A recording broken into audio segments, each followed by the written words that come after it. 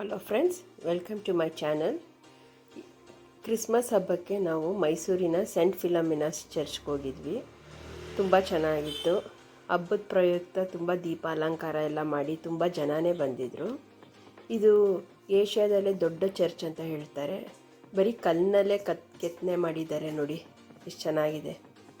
ಎಲ್ಲಿ ನೋಡಿದ್ರು ಜನ ಅಂದರೆ ಜನ ಇದ್ದರು ನೋಡಿ. ಇದು ಎಂಟ್ರೆನ್ಸ್ ಹೋಗ್ತಿದ್ದಾಗೆ ಈ ಥರ ಸಿಗುತ್ತೆ ನೋಡಿ. ರೋಮನ್ ಕ್ಯಾಥಲಿಕ್ ಚರ್ಚ್ ಇದು ನೋಡಿ. ಎಂಟ್ರೆನ್ಸಲ್ಲಿ ಈ ಥರ ಯೇಸುವಿನ ಪ್ರತಿಮೆ ಇದೆ. ಇದು ಹಬ್ಬದ ಪ್ರಯುಕ್ತ ದೀಪಾಲಂಕಾರ ತುಂಬ ಚೆನ್ನಾಗಿ ಮಾಡಿದರು.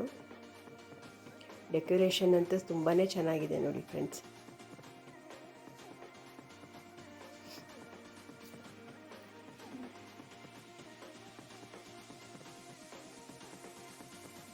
ಸೆಂಟ್ ಫಿಲಮಿನಾ ಅಮ್ಮಂದದು ನೋಡಿ. ಇದು ಕ್ಯಾಂಡಲ್ ಹಚ್ಚೋದಕ್ಕೆ ಪ್ರತ್ಯೇಕವಾದ ಜಾಗವನ್ನು ಇಟ್ಟಿದ್ದಾರೆ ಅವರು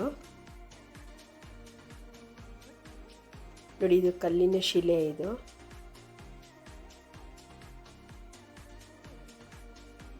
ನಿಜವಾಗ್ಲೂ ತುಂಬಾ ಚೆನ್ನಾಗಿದೆ. ಇದು ನೋಡಿ, 50x80 ಡೈಮೆನ್ಷನಲ್ಲಿ ರಂಗೋಲಿಯಲ್ಲಿ ಯೇಸುವಿನ ಪ್ರತಿಮೆನ ಇದು ಬಿಡಿಸಿದ್ದಾರೆ. ಈ ಸಲದ ವಿಶೇಷ ಇದು. ಕ್ರಿಸ್ಮಸ್ ಟ್ರೀನು ತುಂಬಾ ದೊಡ್ಡದಿದೆ. ಇದು ಹೇಗೆ ಯೇಸು ಕುರಿಯ ಕೊಟ್ಟಿಗೆಯಲ್ಲಿ ಜನಿಸಿದ್ದಾರೆ ಅಂತ ಅಂದ್ಬಿಟ್ಟು ಇದು ಮಾಡಿದ್ದಾರೆ ನೋಡಿ.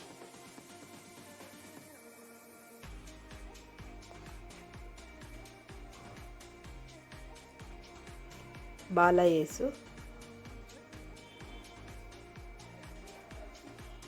ನನ್ನ ಪ್ರಕಾರ ಏನು ಅಂದರೆ, ಜೀವನದಲ್ಲಿ ಒಂದು ಸಲನಾದರೂ ಮೈಸೂರಿಗೆ ಭೇಟಿ ಕೊಟ್ಟಾಗ ಸೆಂಟ್ ಫಿಲೋಮಿನಾಸ್ ಚರ್ಚ್ನ ನೋಡಲೇಬೇಕಂತ ತಮ್ಮಲ್ಲಿ ಕೇಳ್ಕೊತೀನಿ.